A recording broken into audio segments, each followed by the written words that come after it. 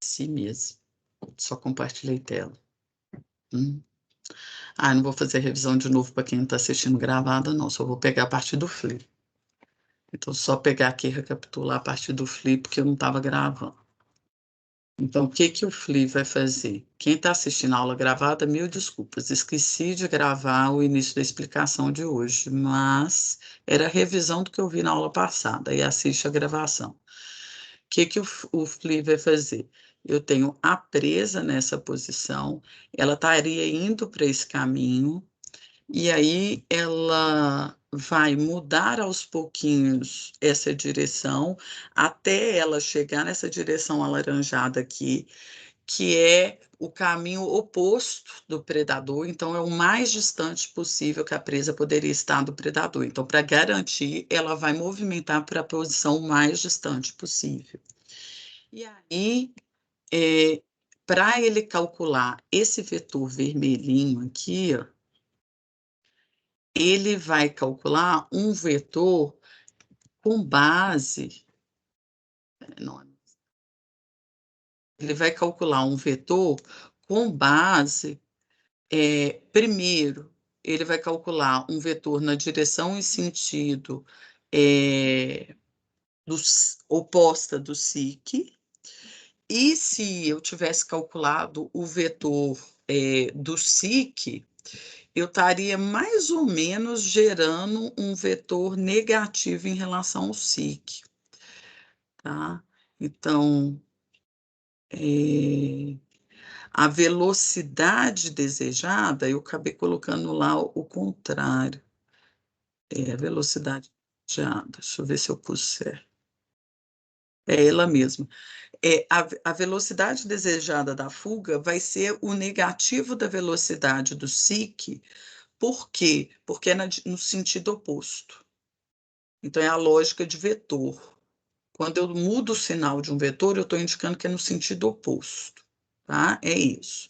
Aqui vai estar igual, velocidade, eu vou fazer a diferença de onde que eu quero ir, menos a velocidade que eu estou seguindo como presa. Eu vou limitar isso aqui por uma força, só que esse vetor aqui, ele vai estar positivo. Então, eu vou trocar o sinal dele aqui para negativo para calcular a aceleração. Por quê? Porque a aceleração, por exemplo, o vetor ele vai estar negativo. Ok, ele vai estar negativo. Se ele estiver negativo, a aceleração vai ter que ter um sinal de oposto, porque o que que acontece? Você tá indo com o vetor num determinado sentido. Aí, na hora de calcular aqui força dividido por massa, eu vou ter que ter um valor de aceleração que diminui para ele poder ir naquele sentido. Então, a aceleração, de alguma forma, vai ter que diminuir. Se você tem menos 5, como que eu diminuo menos 5? Né? Ou como que eu coloco ele mais distante ainda do predador? Né? Então, aqui, ó, vamos supor que eu estou com a presa aqui na posição menos 5. Como que eu coloco ela mais distante ainda, na posição menos 7? Eu vou ter que somar um valor negativo, então eu tenho que ter uma aceleração negativa. Né? Então, eu vou ter que somar menos 2, eu vou ter que fazer uma soma com menos 2 para ser igual a menos 7. Então, eu vou colocar aqui a minha aceleração negativa.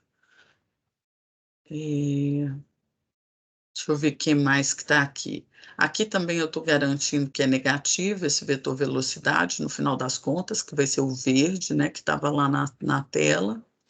E aí eu vou estar mudando a posição, somando esse valor aí dessa velocidade que estaria negativo, tá? O FLI, assim como o SIC, pode ser que ele não chegue naquela posição totalmente oposta à posição do predador, pode ser que ele passe dela. Né? Então, ele vai estar usando como referência aquela posição, mas pode ser que ele passe dela. Aí eu posso usar o arrival também? Posso usar o arrival também. Eu nem sei se fala desse jeito, meu inglês é muito ruinzinho. Aí a gente entra. Eu já tinha explicado isso. Ah, tá, eu só estou retomando o raciocínio. porque eu já tinha explicado o vagar também na outra aula. Aí a gente entra no vagar. O que eu falei do vagar com vocês? O vagar, a gente tem uma mira. Eu vou vagar aleatoriamente, eu vou andar aleatoriamente, mas eu não vou guinar a minha posição, eu, NPC, de uma velocidade aleatória e numa direção aleatória. Então, eu vou fazer esse controle do deslocamento, da distorção, do movimento do personagem que está vagando, através de um vetor que é o displacement, que vai variar aos pouquinhos. Então, esse círculo aqui, eu vou usar ele para calcular esse vetor e vou usar ele pelo tamanho do raio para calcular o quão rápido que eu vou mudar a minha direção, guinar a minha direção, tá? Então, a gente falou disso também na outra aula. Deixa eu ver o que mais que tem aqui. Então, aí a gente teve uma soma de vetores, aí eu fiz esse cálculo todo, aí no vetor final, qual que é o vetor que vai estar impondo naquela minha posição que eu estou indo, uma mudança de direção, é esse vetor de força para guinar, para mudar a direção do agente. Quanto no círculo mais próximo estiver do agente, maior é essa força. Quanto na borda do círculo mais longe ele estiver do centro do agente, mais fraca vai ser essa força. Por quê? Porque vai estar mais próximo desse eixo central. Né? Quanto menor o ângulo, seria uma outra referência, quanto menor esse ângulo, menor é a força. Quanto maior esse ângulo, maior é a força. De repente fica mais fácil para guardar. E aí, esse algoritmo devagar, que vai andando, né, de modo aleatório, ele vai usar, então, uma parte do algoritmo do SIC, porque o Arrival usa essa parte do algoritmo do SIC, mais essa redução da velocidade até um alvo qualquer. Então, você joga essa parte aqui que calcula o ângulo e depois você manda ele andar, manda ele perseguir um objetivo qualquer, né? Usando aí o Arrival. E aí a gente parou aí na última aula. O perseguir, que também é a mesma tradução, né? Perseguir aqui. Eu não sei nem que tradução que está no SIC, deixa eu ver que tradução que está no SIC. Seguir, tá? Eu coloquei um pouquinho mais fraco lá. O perseguir aqui, ele é com o intuito de capturar. Eu não quero só seguir o mestre. Eu quero chegar naquela posição. E para eu chegar naquela posição, eu vou usar uma estratégia mais esperta. Tá? Então, ao invés de eu alinhar meu movimento para ir atrás aqui do meu alvo, eu vou conhecer, então esse algoritmo para ele funcionar, ele precisa dessa informação de entrada. Eu vou conhecer qual é a direção e sentido de deslocamento da minha empresa. Eu vou conhecer qual é a velocidade que está a minha presa, para eu poder saber, no futuro, se ela continua seguindo aquele caminho e não desvia para outro local, porque senão o algoritmo não vai funcionar. Então, se ela continua seguindo aquele traçado de caminho, eu vou saber onde que eu posso encontrar ela se eu uso a minha velocidade de tanto. Então, aí é um cálculo de física pura, né? Então, eu preciso saber, sabe aqueles exercícios lá no colégio que a gente falava, se você tiver um objeto usando movimento retilíneo uniforme, ou movimento acelerado, não interessa, depois de 5 segundos ele consegue chegar na posição tal. Então, você vai comparar para a presa e para o predador, usando aquela velocidade, depois de 5 segundos, onde que eles encontram. Ou então você vai usar uma matemática um pouquinho mais otimizada, que aí você vai calcular para eles alcançarem o mesmo valor a mesma posição, distância que ele percorre, que é a posição que você quer, é igual a velocidade vezes o tempo.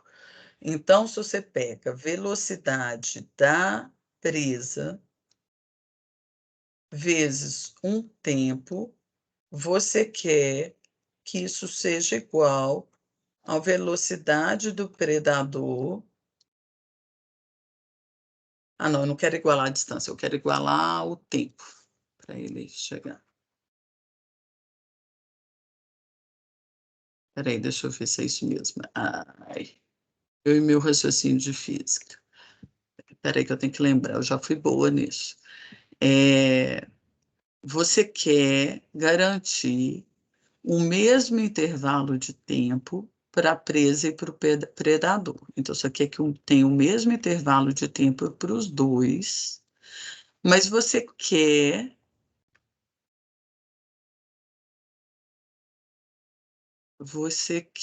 Não, você só quer isso. Por quê? Porque se sua presa está movendo aqui nesse sentido,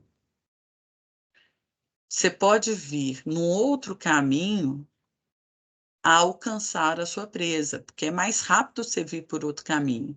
E aí você percorreu uma distância que é diferente da distância que a presa percorreu, né? Então, eu não tenho necessariamente que ter a mesma distância. E aí você tem distância igual a velocidade vezes o tempo.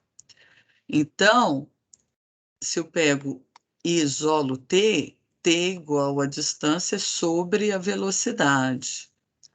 Então, eu vou querer que a distância que a presa percorra, dividido pela velocidade da presa, seja igual à distância que o predador percorra, dividido pela velocidade do predador. Você quer igualar isso aí. E aí você precisa definir o que você vai usar como referência. Então, por exemplo, eu vou falar eu conheço qual é a velocidade do predador, eu conheço qual é a velocidade da presa, eu conheço qual é a distância da presa. Então, eu vou calcular qual é a distância que o predador tem que andar, vai ser a distância que a presa estava andando, vezes. Eu não coloco isso no algoritmo ali, não, tá? Mas é só por conta, para mostrar para vocês como que ele faria para ele saber que caminho que ele teria que fazer, por exemplo, dividido pela velocidade da presa. Então, aí ele conseguiria ter essa distância e aí ele conseguiria entrar com essa informação para calcular como que seria o deslocamento dele, né? Então, o Pursuit, ele vai fazer isso, ele vai virar e falar assim, olha, então, considerando essa informação da minha presa, que caminho que eu faço para depois que passar 5 segundos, depois de um intervalo de 5 segundos, eu conseguir alcançar ela. Na verdade, eu tenho que ver onde, né? Porque isso aqui também eu vou ter que calcular, qual que é esse intervalo de tempo para eu conseguir alcançar, né? Então, o que que esse algoritmo, como que ele vai fazer essas contas, né? O que que ele vai fazer aqui, né?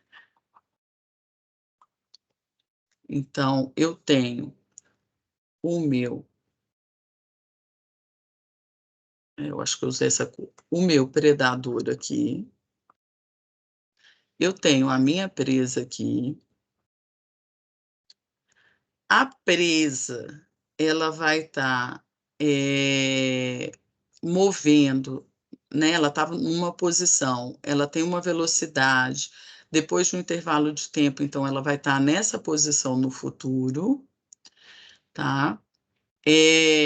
Eu tenho que usar um valor de t de tempo que me faz alcançar o target, tá? Então tem que ser uma posição t que pode ser de 5 segundos, de 10 segundos, uma posição que vai que a minha presa vai estar no futuro, né? E na medida que eu vou me deslocando, eu vou verificando se esse T está correto ou não, senão eu vou corrigindo o meu movimento.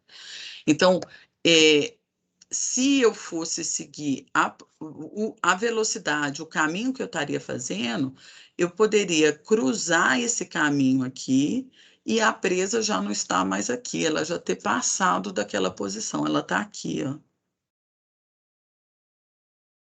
Então, quando eu consegui chegar lá com aquela velocidade que eu estava, naquela direção que eu estava, eu não peguei a presa, ela já passou. Então, eu vou ter que calcular um vetor que ele vai me dar um deslocamento, esse vetor aqui, ó, ele vai me dar um deslocamento que eu vou conseguir chegar junto com a presa num determinado ponto, no mesmo ponto, para um mesmo intervalo de tempo. Então, eu preciso calcular esse vetor aqui, no pursuit, tá? Então, o que que ele vai fazer para calcular aquele vetor? Ele vai ver qual é a velocidade máxima que a presa consegue fazer, tá? Aí ele vai calcular a distância, a diferença de distância entre o predador e a presa e vai dividir por essa velocidade, distância dividido por velocidade, vai me dar um intervalo de tempo. Então, ele vai calcular o t dessa forma. Beleza. Aí ele vai pegar, usando a velocidade da presa, vezes esse intervalo de tempo, ele vai falar, somando com a posição que a presa estava, ele vai falar onde que a presa vai passar a estar no futuro, posição futura da presa. E eu vou usar essa informação para o deslocamento do predador. E aí eu estou pensando que a presa não vai mudar a direção dela e não vai mudar a velocidade, ela não vai dar uma acelerada ou uma reduzida na velocidade, ela vai manter a velocidade constante, porque senão o algoritmo não vai funcionar. Tá? Aí eu posso usar o seek mais aquela velocidade reduzida, que é o arrival, para alcançar a posição lá da presa. O evadir. O que que o evadir vai fazer? Eu não quero alcançar a presa, eu sou a presa. Então, eu sou a presa. O predador, ele está seguindo esse caminho aqui. Ele está indo para cá. Se eu continuar com o meu caminho aqui, pode ser que eu continuando aqui o meu caminho lindamente, pode ser que quando eu chegue aqui, o predador esteja aqui, pode. Mas para eu garantir que não tem chance de eu encontrar o predador, eu vou querer mudar o meu caminho para eu chegar. Não, é o contrário. Para eu chegar aqui. E o que que é aqui? É numa posição futura que é uma posição oposta à posição que o predador vai estar no futuro. Então, eu vou mudar os valores dos vetores para serem numa direção negativa, sentido negativo, que vai ser o sentido oposto do algoritmo que a gente acabou de ver do Pursuit. Então, eu vou colocar uns valores negativos, ao invés de calcular a distância. Então, aqui eu estou calculando a distância do posto para o target, beleza. Aqui eu estou calculando a distância para o posto para o target, porque eu estou calculando onde que o predador vai estar no futuro. Mas aí, na hora que eu for chamar o arrival, eu vou usar dentro do arrival considerando menos target e não target. Por isso que eu pus ali arrival inverso, que eu troco o sinal. Mas é o mesmo algoritmo, só que eu vou trocar o sinal para o outro sentido. E o último algoritmo é o algoritmo que eu quero evitar de passar por uma determinada área porque eu tenho um obstáculo ali naquela área. Não é que eu estou fugindo, eu só não quero entrar naquela área. É diferente. Aí, a gente vai usar o algoritmo de raycasting, né? Em computação gráfica, eu não sei se vocês viram a lógica do algoritmo de raycasting. Qual que é a ideia do algoritmo de raycasting? Você tem um personagem numa determinada posição, aí você vai ter uma, a gente chama de plano de visualização, mas é uma área que aquele agente alcança, visualiza do cenário, o que, que ele vê do cenário, né? Então, você vai traçar raios, e esse plano de visualização é uma matriz.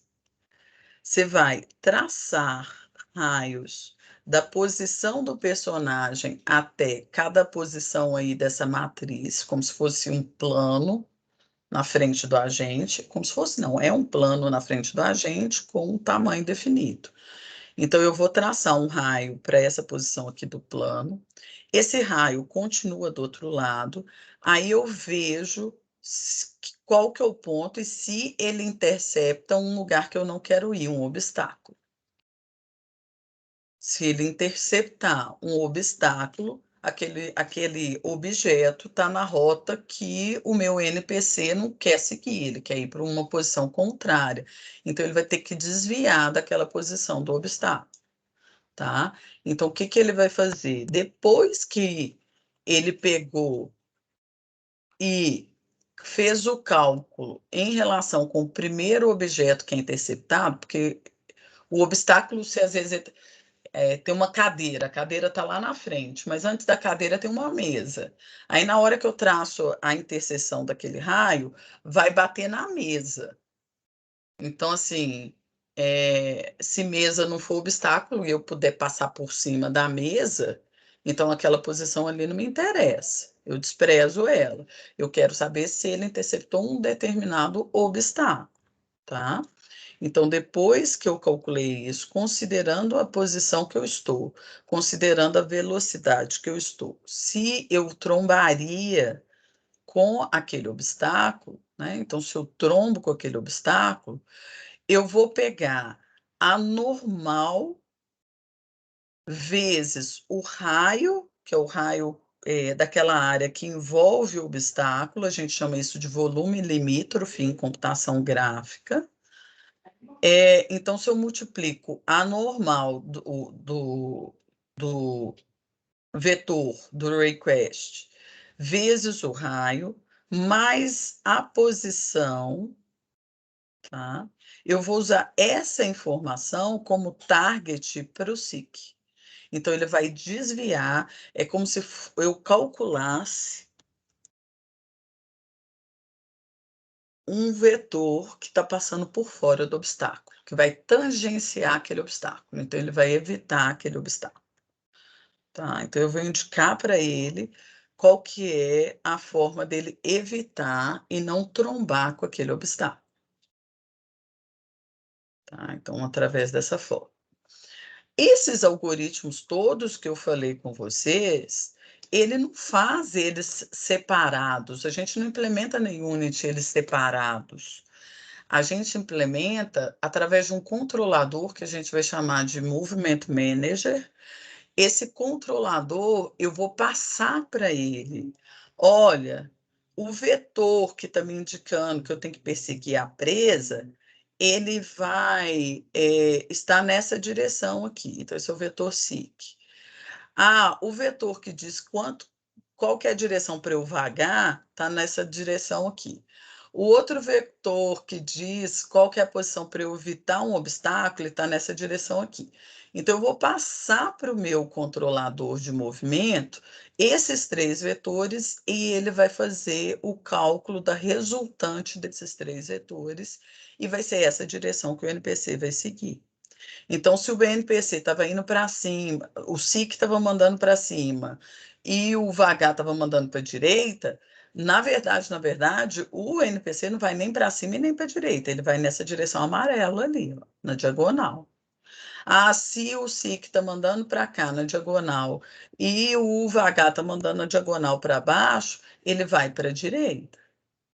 Então, ele calcula um vetor resultante de todas as combinações desses vetores. Então, aqui, se eu tenho 3 vetores, aí existe uma matemática de soma de vetores que vai me dar esse aqui. Tá? Então, eu tenho um NPC ou qualquer entidade, objeto no jogo que esteja sendo orientada por um vetor de direção aí de mobilidade. Eu vou estar passando o resultado que eu calculei por cada algoritmo para esse controlador e o controlador me devolve o vetor resultante.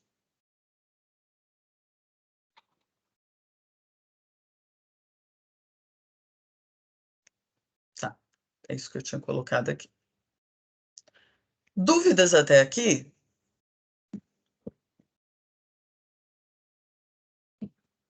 Dúvidas até aqui?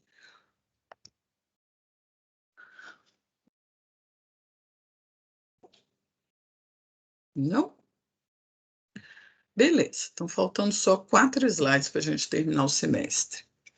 Aí teve um carinha, que foi o cara do vídeo que eu mostrei para vocês lá, o cardume de peixes, movimentando, que é o Craig Reynolds. Craig, não, é Craig mesmo que fala. Craig Reynolds, o que ele falou? Ele falou o seguinte: olha, quando você está pensando no agente, a interação dele, o movimento dele em função de um target, de um outro agente, predador e presa, é uma coisa. Agora, eu quero representar como que vai ficar os cálculos para eu gerar um valor para o meu NPC quando ele estiver movimentando em grupo, em bando. E aí ele dá um nome para esses membros do bando, os membros de um mesmo grupo, de um bando, ele dá o nome de boids. Então, quando eu me referi a boids, eu estou me referindo a membros de um mesmo bando, de um mesmo cardume de peixe. Um peixe que pertence a um cardume, ele é chamado de boid, tá? Então, ele falou o seguinte, que aí nessa hora não dá para você calcular que esse carinha vai seguir esse movimento em relação à presa e esse carinha vai pegar e alinhar aqui para seguir a presa nesse caminho aqui, não. Se é um bando, é como se fosse um organismo só, uma entidade só. É como se aqueles 4, 6 peixinhos verdes, entendendo esse triângulo aí como sendo peixe, é como esses 6 peixes verdes andassem naquela formação o tempo inteiro. Sabe cegonha, que anda naquela formação em V? Então, a cegonha quer ir naquela direção.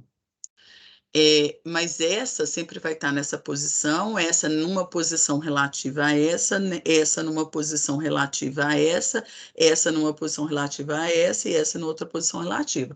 Mas se você pensa no V, esse V ele está indo nessa direção aqui. Então, o V é como se fosse um objeto só, mas na verdade são 5 segões. Então, é isso que ele está dando a ideia de organismo, né, de bando. Então, o bando ele vai se movimentar numa determinada direção. Então, ele vai falar de 3 regras para você fazer o cálculo vetorial de cada elemento, de cada peixe desse bando, de cada NPC num jogo de FPS, de cada um que está movimentando ali, pensando no grupo. Ele vai usar 3 características, 3 regras, tá? para bando. Deixa eu colocar isso no quadro, depois eu vou pelo slide. Então, quando eu estou falando de comportamento de bando,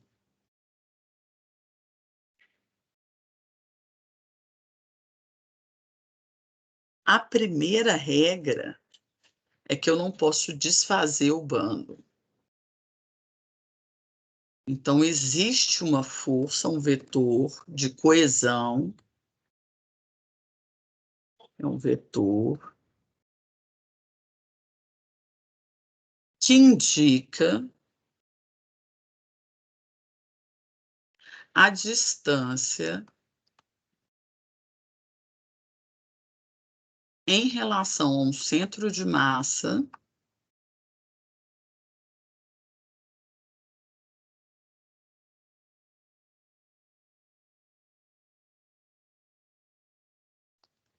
que deve ser mantida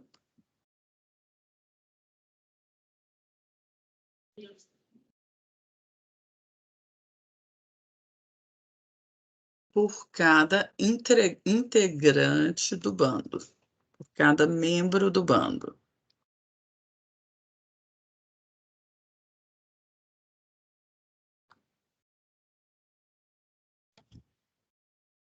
Então, você tem lá o cardume de peixes. Opa,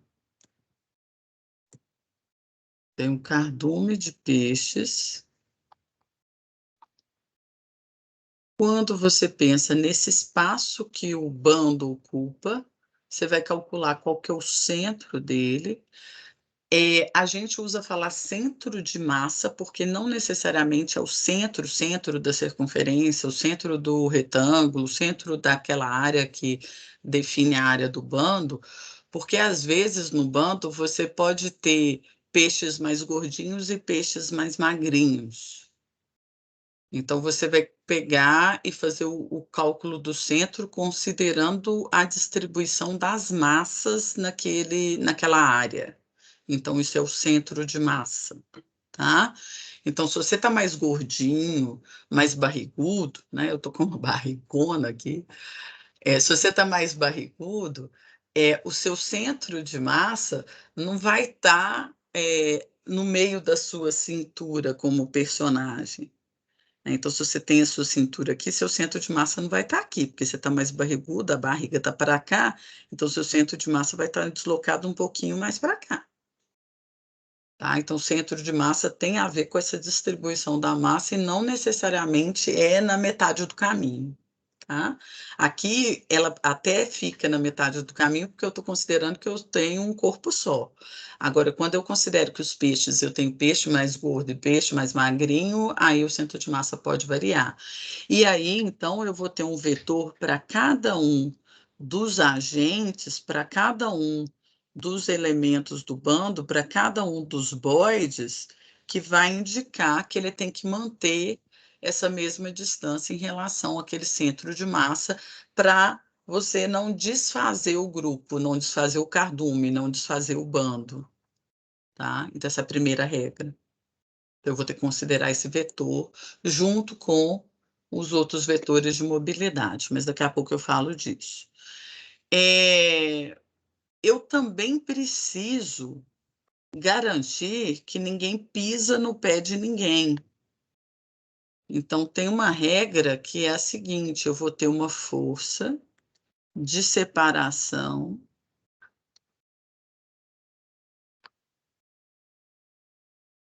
que indica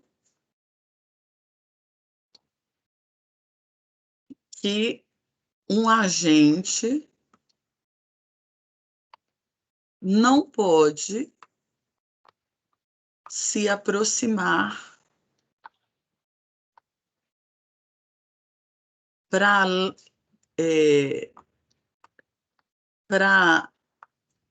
como que eu falo? Se aproximar e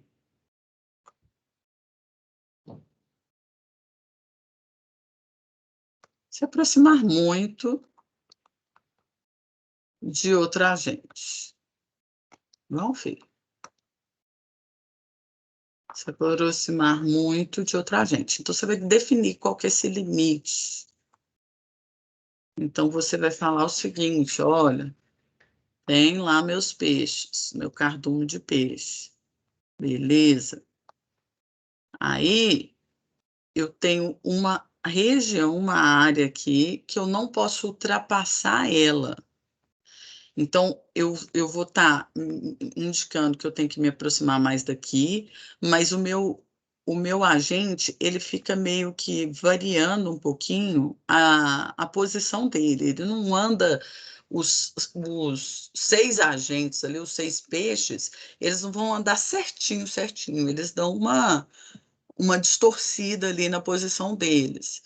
Só que na hora que eles dá essa distorcida na posição deles, tem um vetor que me fala que eu não posso ultrapassar essa área aqui, me aproximar para além dessa área aqui. Eu não posso entrar nessa área aqui do outro agente. Eu não posso entrar, invadir esse espaço aqui do outro agente, para eu não trombar e não passar por cima do outro agente. Tá claro o conceito, essa regra da separação? Ou eu expliquei meio bagunçado? Tá claro? Tá. Aí tem um outro conceito, que é o conceito de alinhamento. Esse conceito. Ah, passa aí para a turma, ué, Nicolas, põe aí. Esse conceito é uma força que indica a direção de movimento do bando.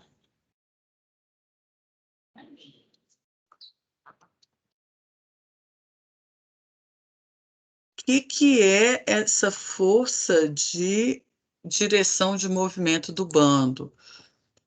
Os membros têm que seguir o mesmo caminho, têm que estar alinhados, têm que estarem, tem que estar, tem,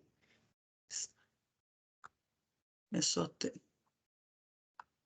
Ai, gente, tive dúvida aqui no português, mas eu acho que tem que estar mesmo. Quem é bom de português, se for o caso, me corrige aí. Os membros têm que estar alinhados, movimentando na mesma direção.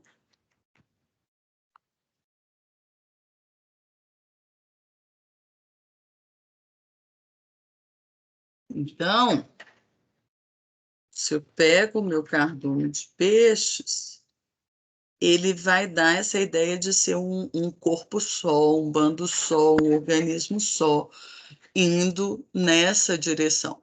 Então, aí eu vou ter a decomposição desse vetor para falar que ele tem que estar alinhado, indo nessa direção. Então, eu tenho 3 vetores.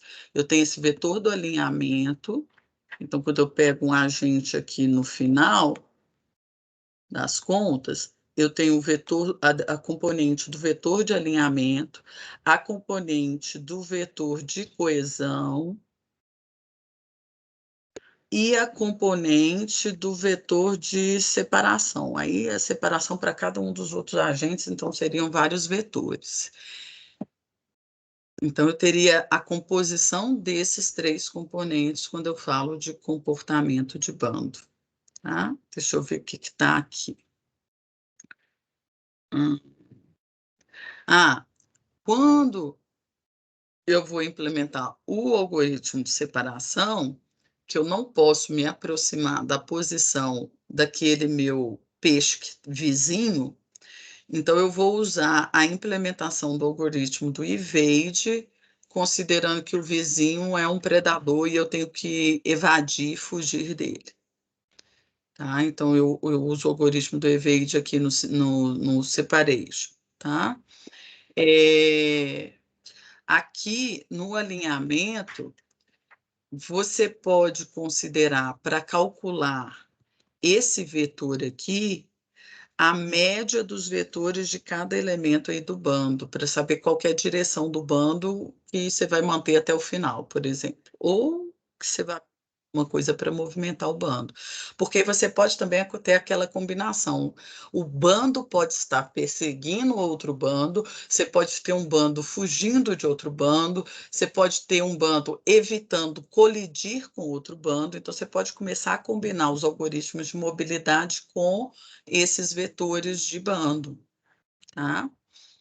E a coesão, ela vai ser um vetor que vai fazer aproximar daquele centro de massa, que pode não ser o centro da circunferência, porque vai depender do tamanho aí dos elementos do bando, né? Do tanto de massa que tem. E aquela, se você tem alguém que está mais gordinho, se ele puxa mais para o lado dele ou se ele puxa menos, porque às vezes se você está olhando velocidade, você vai ter um peixe que é muito mais rápido, que é mais magrinho. Então aí você tem que trabalhar diferente com os seus vetores, tá? Deixa eu ver qual que é o vídeo.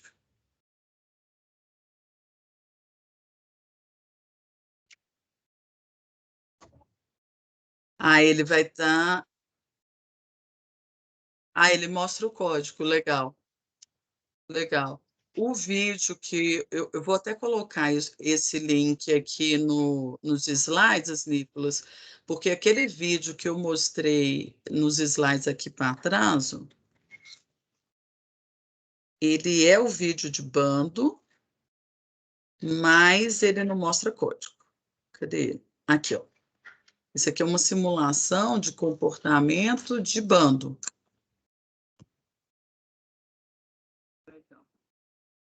Ó, mando.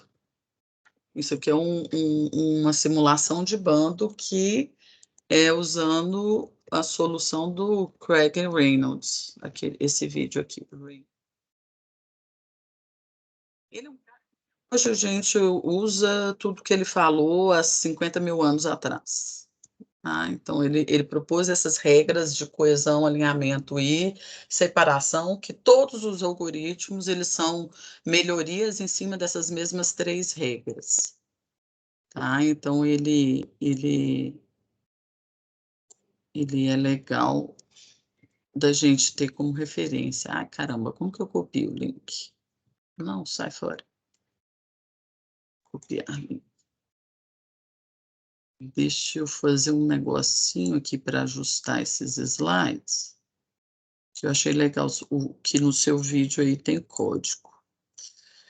Uai, deixa, filho. Alt.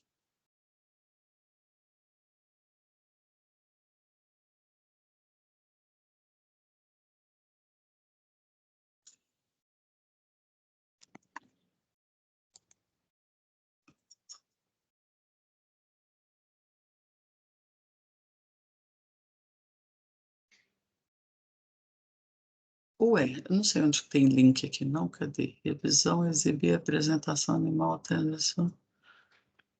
Será que está no inserir? Link. Está no inserir. Aqui, pronto. Aí eu vou copiar esse slide aqui para o final, porque ele faz o fechamento desse raciocínio da gente depois que a gente vê as três regras. Porque aí, se outro semestre eu for dar essa aula, já fica arrumado. Deixa eu apagar isso aqui está muito bagunçado.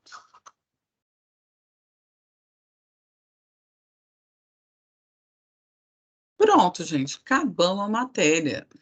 Era isso. Zé Fini. Aí, o que que nós vamos fazer aqui no cronograma? Eu vou atualizar esse PDF lá no Canvas. Não sei se eu mexi muito.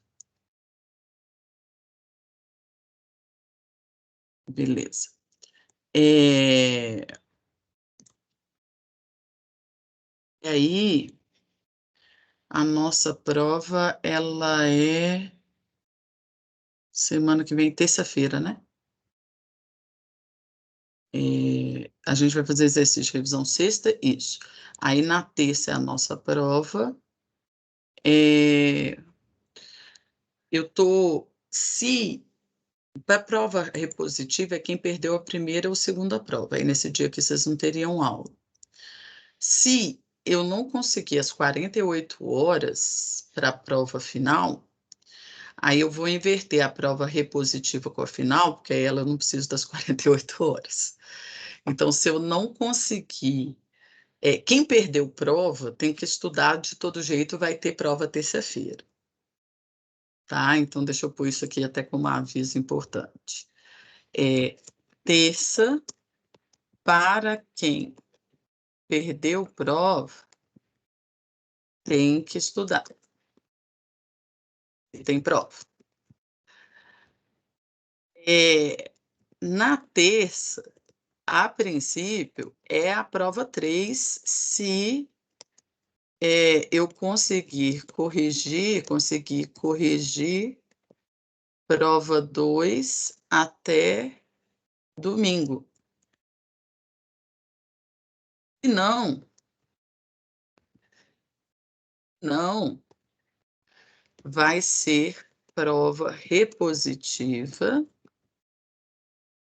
e a prova 3 vai para sexta, 7 horas da manhã, mas paciência, tá? Então a gente vai deixar assim. Por quê? Porque eu tenho todas as disciplinas que eu estou dando, eu tenho que corrigir todas as provas essa semana, provas 2. E aí eu tô assim num arroxo danado. Então, assim, se eu der conta, beleza. Porque, como eu dou aula manhã, tarde e noite, eu tenho pouca janela para corrigir prova. Eu estou indo até 1 hora da manhã, mas está meio agarrada ainda. Não tô, eu estou tendo que adiar muitas provas, tá? Aí eu vou fazer essa troca se precisar, mas eu aviso vocês pelo Canvas e pelo SGA. Tá? Então a gente tem aula de revisão sexta e a gente tem a prova final semana que vem, que eu não sei se vai ser terça ou sexta. Eu vou ter que avisar vocês. Vai depender do dia que eu conseguir entregar a correção da nota da prova 2. Ei, Rose, deixa Lalesca! eu tirar uma Ei, dúvida com você. pode? É porque, tipo, você falou, né, que a prova 3 depende de você conseguir corrigir a prova 2. Só que, Uhum. tipo, você sabe que você ainda não lançou a nota da prova 1 pra gente, né? Eu lancei. Lançou não. Só saiu, tipo, daquela única questão, uma parte da questão fechada, as questões abertas, a gente nem tem a nota no Canva.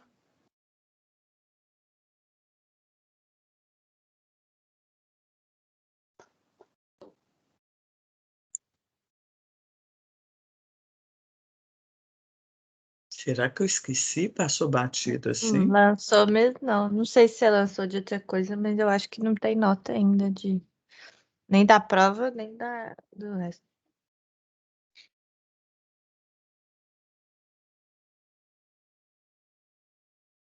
Ai, será que eu comi música assim? Tá lançado.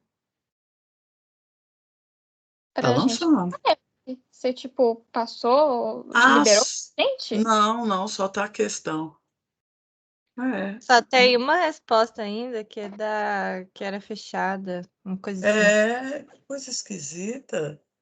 Foi ele que não lançou. Eu tenho certeza que eu corrigi a prova de vocês. Nossa Senhora, desculpa, gente. Vocês deviam ter me avisado antes. Eu realmente não sabia que isso tinha acontecido. Eu não A gente aplico não prova sem sabia. corrigir, não. Não, eu não aplico prova sem corrigir, não. Que dia é hoje? Terça? Eu vou ver se eu corrijo. Eu vou passar vocês na frente de uma outra turma.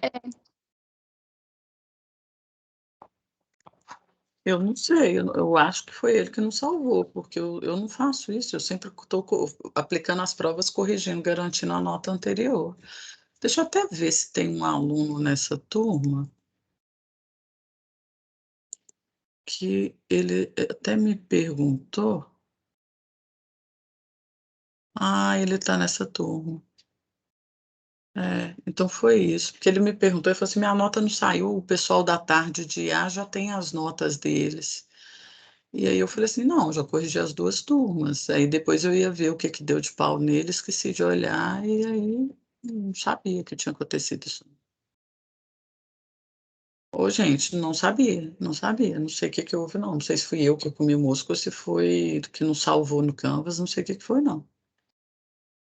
Mas eu não, eu vou ter que terminar a correção da prova 1, da prova 2, senão não aplico a prova 3. Não aplico.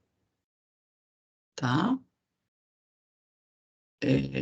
Eu que comi mosca mesmo. Eu não aplico uma prova sem lançar a nota antes, não.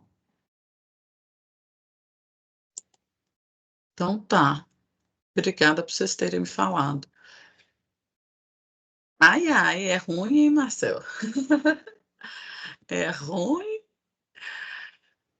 As listas eu só vou conseguir corrigir depois que eu aplicar a prova 3, assim, aí que eu vou voltar a corrigir nas listas. Eu não consigo corrigir antes, não, porque eu vou soltar a prova primeiro. E lista, mais ou menos, vocês têm um pouco de noção, né? Agora a prova nem tanto. Então eu vou lançar a nota da prova primeiro, principalmente porque vale mais ponto. Depois eu lanço a nota das listas. Nossa Senhora, tá bom, né? Então tá, gente. Aí a gente faz a aula de exercício de revisão sexta. Quem não puder vir sexta, porque é 7 horas da manhã, Caled, aí assiste a gravação da revisão. É, Eu vou disponibilizar essa lista hoje à tarde. Deixa eu até colocar isso aqui também. Ok? Quem quiser dar uma olhada nela, dá uma olhada antes da aula. E aí é isso. Tem mais alguma coisa? Por favor, me cutuquem. Quando tiver qualquer coisa assim, vocês me cutuquem. Tem mais alguma coisa? Tá. Então, vou parar a gravação aqui.